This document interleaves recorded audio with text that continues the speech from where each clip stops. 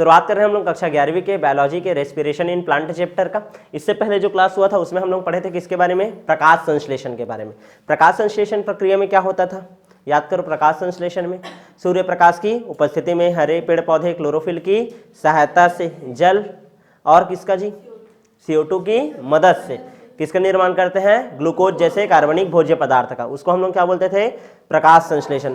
प्रकाश संश्लेषण एक प्रकार का कैसा रिएक्शन था, बोला था मैं, एनाबॉलिक रिएक्शन था। कैसा रिएक्शन था, एनाबॉलिक, उपचयी क्रिया बोलते थे। क्या बोलते थे, उपचयी, निर्माण हो रहा था उसमें, संश्लेषणात्मक क्रिया था। आज मैं तुम लोगों को पढ़ाऊंगा क्या, श्वसन के बारे में, ठीक है ना। जस्ट अपोजिट है ये अपचयी प्रक्रिया है। कैसा प्रक्रिया है, अपचयी। देखो कोई भी मनुष्य रहता है, ध्यान देना, चैप्टर में क्या लिखा है, पादपों में श्वसन करके, लेकिन याद रखना ये चैप्टर केवल पादप में श्वसन को बात नहीं करता, ये जंतुओं में भी श्वसन का बात करता है। असल में क्या होता है, ध्यान से समझने का कोशिश करो। श्वसन क्या है, श्वसन को समझना है ना। सबसे पहले तो श्वसन क्या है, सबसे पहले तो ये जानना पड़ेगा, ठीक है। दो वर्ड आता है, एक तो वर्ड आता है ब्रीथिंग, श्वासोच्छ्वास, श्वासोच्छ्वास, इसको हम लोग बोलते हैं क्या, ब्रीथिंग। क्या बोलते हैं, ब्रीथिंग, ब्रीथिंग। और एक वर्ड आ रहा है क्या आपका, श्वसन, इसको हम लोग बोलते हैं रेस्पिरेशन। क्या बोलते हैं, रेस्पिरेशन। यहाँ तक क्लियर है कि नहीं। देखो असल में होता क्या है, कोई मनुष्य है जैसे कि, ठीक है, चाहे मैं मनुष्य लूँ चाहे पादप लूँ, असल में क्या होता है, जैसे कि मैं कोई मनुष्य ले रहा हूँ, ये कोई मनुष्य है, ठीक है ना। ये जो मनुष्य है ये क्या कर रहा है, वातावरण में उपस्थित O2 को क्या कर रहा है, ग्रहण कर रहा है। और O2 को ग्रहण करेगा और ग्रहण करके कहाँ ले जाएगा जी, अभी फेफड़े में। कहाँ ले जाएगा, फेफड़े में। यहाँ तक क्लियर है कि नहीं, कहाँ ले जाएगा, फेफड़े में। यहाँ फेफड़े में आ गया। अच्छा, फेफड़ा में ये बहुत सारा ऐसा एल्वियोलाई, ब्रोंकाई, ये सब बना रहता है। अभी तो उसको अच्छा खासा जब मनुष्य में श्वसन पढ़ेंगे ना तब देखेंगे। अब देखो यहाँ तक क्लियर है कि नहीं। अब इसमें क्या होता है, फेफड़े में गया कौन, ऑक्सीजन। कौन गया, एंट्री कौन किया, ऑक्सीजन। अच्छा, फेफड़े में ना यहाँ पास क्या लगा रहता है, ब्लड वेसल्स लगा रहेगा। क्या लगा रहेगा, ब्लड वेसल्स, रक्तवाहिका, ठीक है। रक्तवाहिका में क्या रहेगा, RBC।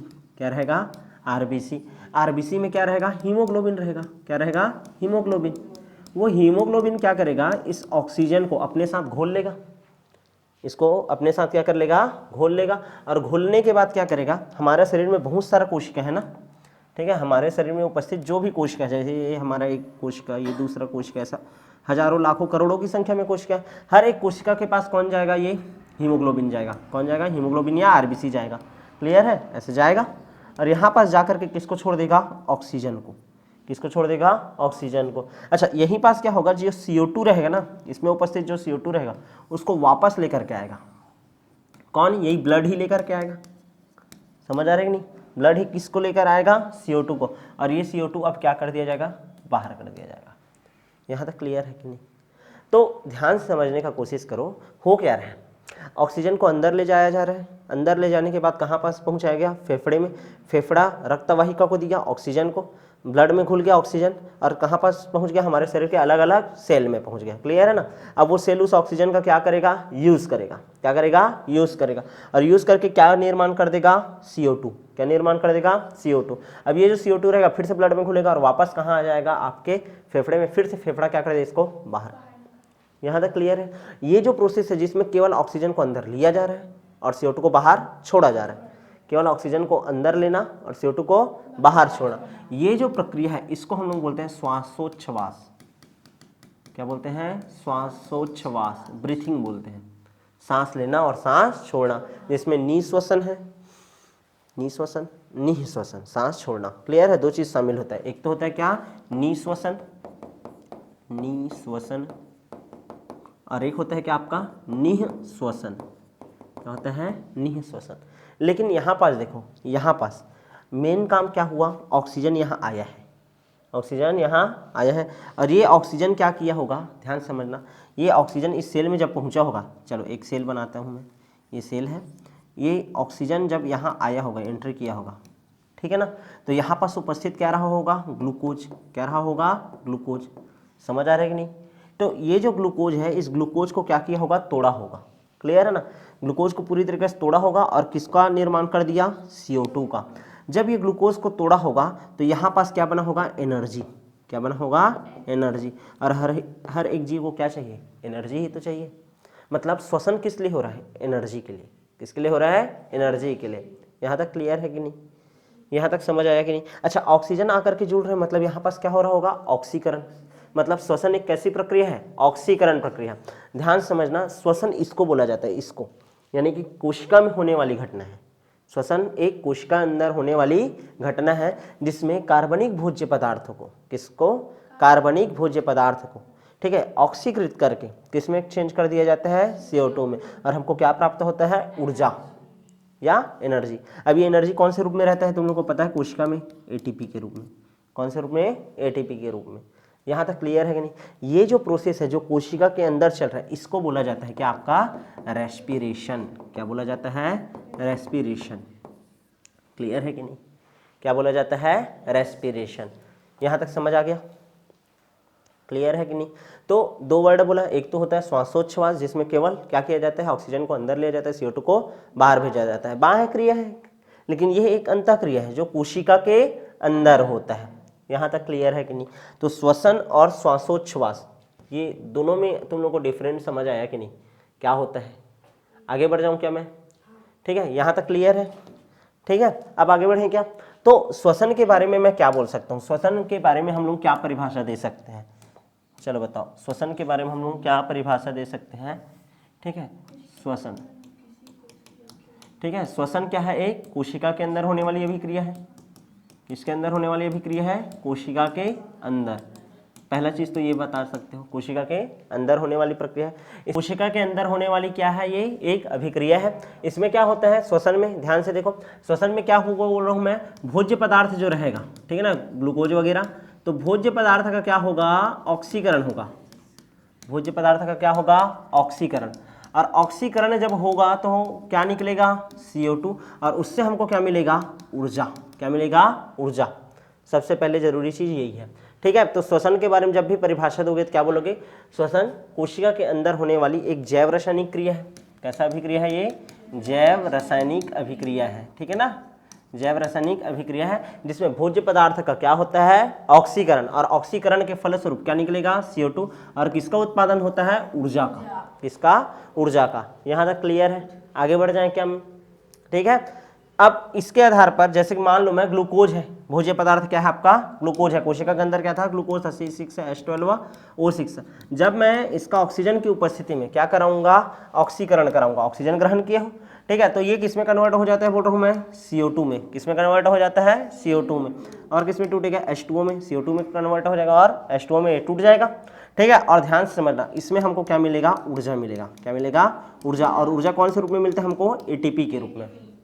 कौन से रूप में मिलता है? ATP के रूप में। यहाँ तक क्लियर है कि नहीं? अच्छा, ये जब पूरा रासायनिक अभिक्रिया चलेगा, चूंकि कोशिका के अंदर चल रहा है, इसके लिए भी किसका जरूरत पड़ेगा? एंजाइम का। किसका जरूरत पड़ेगा? एंजाइम का। तो ऐसे भी लिख सकते हो, यह एक एंजाइमी प्रक्रिया है, एंजाइमेटिक प्रोसेस है।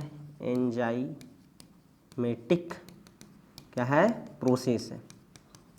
अच्छा, यहाँ पास देखो, भोज्य पदार्थ बना हुआ है, उसको तोड़ रहे हो तुम लोग।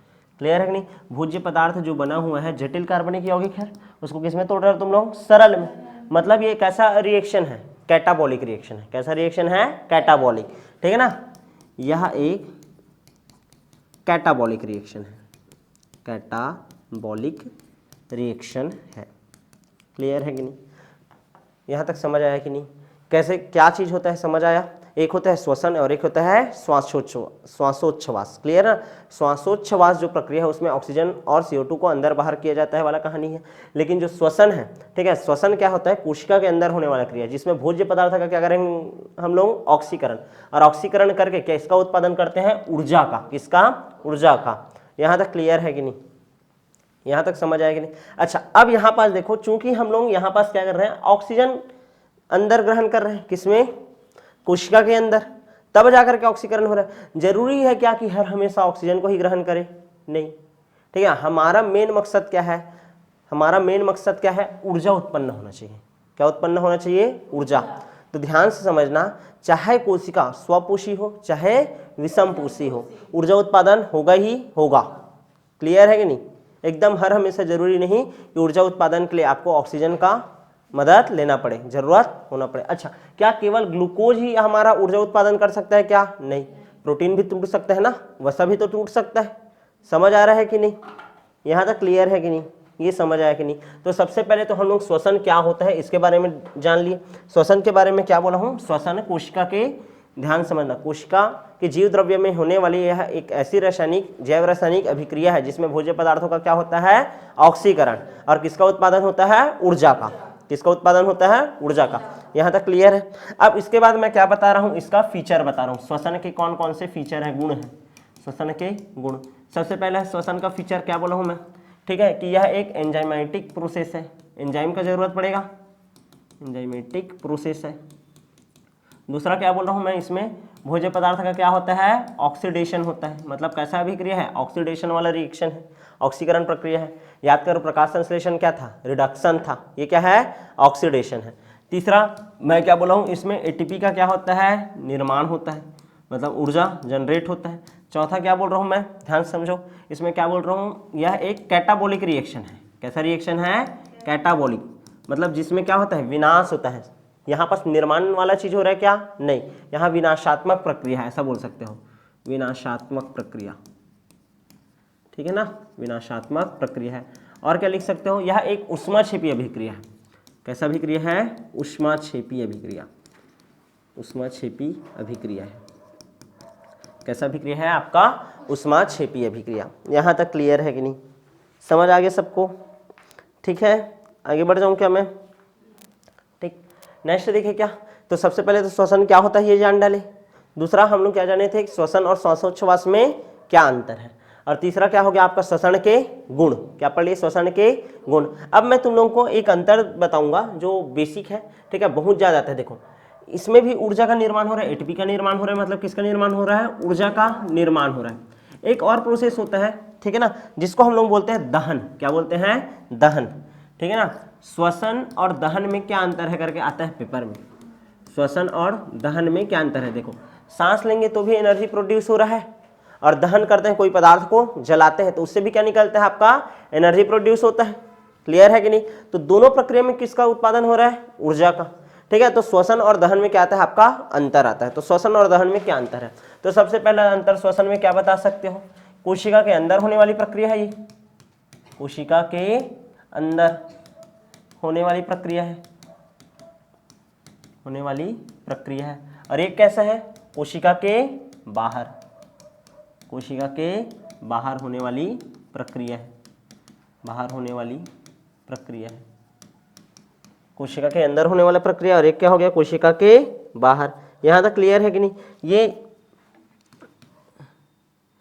इसको बोल सकते हैं, ये एंजाइम के नियंत्रण में होता है। ये प्रक्रिया किस में होता है, एंजाइम के नियंत्रण में, और ये एंजाइम के नियंत्रण में नहीं होता है, एंजाइम के नियंत्रण में होता नहीं है। यहाँ तक क्लियर है कि नहीं, ठीक। अच्छा, इसमें बहुत कम मात्रा में प्रकाश ऊर्जा मुक्त होता है। श्वसन होता है क्या, प्रकाश रिलीज होता है क्या, नहीं। लेकिन जब दहन करोगे, कोई चीज को जलाओगे तो प्रकाश निकलता है, ठीक है। तो बहुत कम मात्रा में प्रकाश मुक्त होता है, और इसमें क्या होता है जी, प्रकाश मुक्त होता है, प्रकाश का होता है, मुक्त होता है। यहाँ तक क्लियर है कि नहीं, श्वसन और दहन में अंतर। अच्छा, इसमें याद रखना मध्यस्थ यौगिक बनता है बहुत सारा, बताऊंगा भी क्या मध्यस्थ यौगिक है।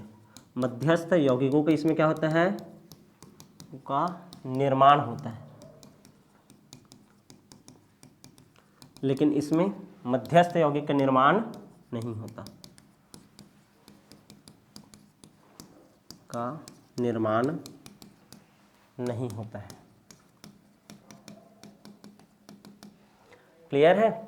चल आगे बढ़ जाए। क्या श्वसन और दहन में क्या अंतर है, ये भी समझ आया कि नहीं। एक तो होता है श्वसन, एक होता है श्वासोच्छ्वास। वैसे ही बता रहा हूँ, एक श्वसन होता है और एक क्या है आपका, दहन। दहन ऐसा प्रक्रिया है जो कि क्या होता है, ध्यान से समझना, कोशिका के बाहर होने वाला प्रक्रिया है, मतलब ये अकोशिकीय अभिक्रिया है। कैसा अभिक्रिया है, अकोशिकीय। क्लियर है, कोशिका के बाहर। अरे कोई पदार्थ को जला रहे हो तो भी रिलीज होता है एनर्जी, श्वसन में भी क्या है, रिलीज होता है एनर्जी। समझ आ रहा है कि नहीं। देखो कोई भी जीव रहता है वो भोजन ग्रहण करता है, भोजन का क्या किया जाता है, ऑक्सीकरण किया जाता है। क्या किया जाता है, ऑक्सीकरण। और ऑक्सीकरण करेंगे तो क्या मिलेगा हमको, ऊर्जा। क्लियर है कि नहीं। भोजन क्यों ग्रहण कर रहे हैं, ताकि हमको क्या चाहिए, ऊर्जा। अब भोजन को जैसे ही तुम लोग ग्रहण किए, जैसे कि ध्यान देना, रोटी खाए, रोटी को जैसे ही खाए वो पूरा पिसाया, अवशोषित हुआ, अवशोषित होकर के ग्लूकोज तुम्हारे शरीर के कोशिका में पहुंच गया। क्या केवल ग्लूकोज पहुंच गया उसी से एनर्जी रिलीज हो जाएगा? क्या नहीं, उसको ऑक्सीजन, ध्यान देना, एक तो हो गया तुम्हारा क्या, ये वाला पाचन वाला और अवशोषण हुआ है, पाचन और अवशोषण बस हुआ है, लेकिन उससे ऊर्जा मिलेगा क्या तुमको डायरेक्ट? नहीं, वो जो पचित भोज्य पदार्थ है ग्लूकोज तुम्हारे कोशिका के अंदर चला गया, अब उसको क्या किया जाएगा? तोड़ा जाएगा। क्या किया जाएगा? तोड़ा जाएगा। किसकी मदद से तोड़ा जाएगा? ऑक्सीजन की मदद से। उससे क्या मिलेगा हमको? एनर्जी मिलेगा। क्लियर है कि नहीं? तो किस तरीके का पाचन तंत्र किससे रिलेटेड हो गया? आपका श्वसन तंत्र से। किससे? श्वसन तंत्र से। अच्छा, याद करो, सर्कुलेटरी सिस्टम यानी परिसंचरण तंत्र, ऑक्सीजन को कोशिका तक ले जाने का काम किया है ब्लड, तो परिसंचरण तंत्र भी एक दूसरे के साथ काम कर रहा है। समझ आ रहा है कि नहीं? इसमें कौन मदद करता है? हार्मोन्स, तो हार्मोन्स वाला सिस्टम भी तुम्हारा इन्वॉल्व हो गया। समझ आ रहा है कि नहीं? तो सारे के सारे तंत्र एक दूसरे से क्या रहते हैं? रिलेटेड रहते हैं। यहाँ तक क्लियर है कि नहीं? तो सबसे पहला चीज बेसिक समझ आया कि नहीं? श्वसन क्या होता है? श्वसन कोशिका के अंदर होने वाला केवल सांस लेना और सांस छोड़ना, वो क्या है? श्वासोच्छ्वास है। क्या है? श्वासोच्छ्वास। अच्छा, ये जो प्रक्रिया बता रहा हूँ श्वसन, चाहे वो पादप हो चाहे जंतु हो, ठीक है, दोनों में सेम टू सेम होता है, लेकिन श्वासोच्छ्वास वाला कहानी अलग है। ठीक है, क्या पेड़ पौधे सांस लेते हैं? क्या उनमें हमारे जैसे रेस्पिरेशन ऑर्गन पाया जाता है? क्या नहीं। हमारे अंदर लंग्स है, अन्य जानवरों के अंदर भी कुछ ना कुछ सिस्टम है, लेकिन क्या प्लांट के अंदर पाया जाते हैं? क्या नहीं। क्यों नहीं पाया जाते? क्योंकि उसका जो पत्ती रहता है, पत्ती में क्या रहता है? स्टोमेटा रहता है। क्लियर है ना? सबसे ज्यादा ऑक्सीजन की जरूरत पड़ता है किसको? पत्ती को। ठीक है ना? इस कारण स्टोमेटा रहता है तो उसमें आसानी से आ जाता है, उसको लंग्स का जरूरत पड़ेगा? क्या नहीं। दूसरा, उसको जैसे मनुष्य को बहुत ज्यादा ऑक्सीजन की जरूरत रहता है ना, वैसे पेड़ पौधे को उतना ज्यादा ऑक्सीजन की जरूरत नहीं होता। यहां तक क्लियर है? यानी कि कम मात्रा में यदि उसके शरीर में ऑक्सीजन पहुंच गया तो भी अपने एनर्जी का उत्पादन वो कर सकते हैं। याद रहेगा क्या ये? क्लियर है कि नहीं? यहां तक समझ आया कि नहीं? अब जो नेक्स्ट क्लास होगा ना, उसमें हम लोग इसी टॉपिक में आगे बढ़ेंगे, जिसमें हम लोग पढ़ेंगे रेस्पिरेटरी सबस्ट्रेट क्या होता है। मतलब अभी तक हम लोग क्या बोल रहे हैं कि ग्लूकोज है, ग्लूकोज को हम लोग क्या करेंगे? ऑक्सीजन की उपस्थिति में क्या करेंगे? ऑक्सीकृत करेंगे, और किसका निर्माण कर देते हैं? CO2 का, और ऊर्जा उत्पादन होता है। क्या केवल ग्लूकोज का उपयोग किया जाता है? नहीं, प्रोटीन से भी हमको एनर्जी मिल सकता है। ठीक है, वसा से एनर्जी मिल सकता है। तो किस तरीके से किसको हम लोग श्वसनीय क्रियाधार बोलते हैं, इसके बारे में हम लोग डिटेल में अध्ययन करेंगे। साथ ही में एम्फीबोलिक पाथवे क्या होता है, जैसे मैं बोल रहा हूँ कि एक कैटाबोलिक रिएक्शन है, क्या? श्वसन। ठीक है ना? कैटाबोलिक रिएक्शन है, मतलब जब ग्लूकोज है उससे मैं क्या प्राप्त कर रहा हूँ? CO2। तो ऐसा भी तो हो सकता है CO2 से मैं फिर से ग्लूकोज बना लूँ। क्लियर है कि नहीं? मतलब ये तोड़ रहा हूं तो ऐसा जोड़ करके भी बना सकता हूं। ऐसा रिएक्शन को बोलते हैं एम्फीबोलिक रिएक्शन। क्या बोलते हैं? एम्फीबोलिक रिएक्शन। मतलब जो आगे भी और उल्टा भी दोनों दिशाओं में चल सकता है। क्लियर है कि नहीं? इसके बारे में पढ़ेंगे। तो अब जो नेक्स्ट क्लास होगा उसमें मिलेंगे नेक्स्ट पार्ट के साथ।